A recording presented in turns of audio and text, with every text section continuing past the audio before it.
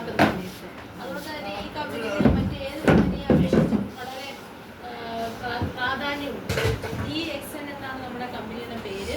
DXN എന്ന് പറഞ്ഞാൽ Datsun എന്ന് പറയുന്ന ഒരു ലാറ്റിൻ വാക്കിന്റെ ഷോർട്ട് ഫോമാണ്, അതായത് ചുരുക്കപ്പേര്.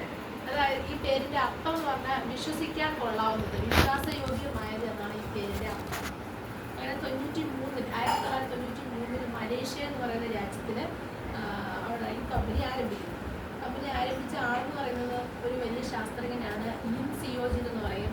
അദ്ദേഹം ഒരു 10 വർഷത്തോളം 3000-ൽ പരം വരുന്ന കൂടുകളിൽ ഗവേഷണം നടത്തുകയും ഇതിൽ ഭക്ഷ്യയോഗ്യമായവയെ അല്ലെങ്കിൽ ഔഷധ ഗുണമുള്ളവയെ കണ്ടെത്തുകയും ചെയ്തു.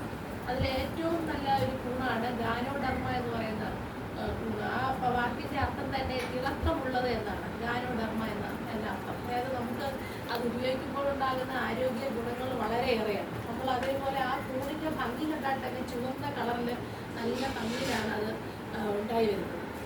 അപ്പം ഈ കൂണ് ഏകദേശം കുറേ എടുത്തെങ്കിൽ മാത്രമേ അത് സംസ്കരിച്ച് അതിൻ്റെ അകത്തുനിന്ന് വേസ്റ്റ് എല്ലാം കളഞ്ഞിട്ടാണ് നമുക്കതിൻ്റെ പൊടിയാക്കി ഉൽപ്പന്നങ്ങളിൽ ചേർത്താണ് കഴിക്കുന്നത്. നേരിട്ട് ഈ കൂൺ കഴിച്ചാൽ നമുക്ക് പ്രയോജനപ്പെടുത്തില്ല, ഉൽപ്പന്നങ്ങളിലാക്കിയാണ് നമുക്ക് തരുന്നത്.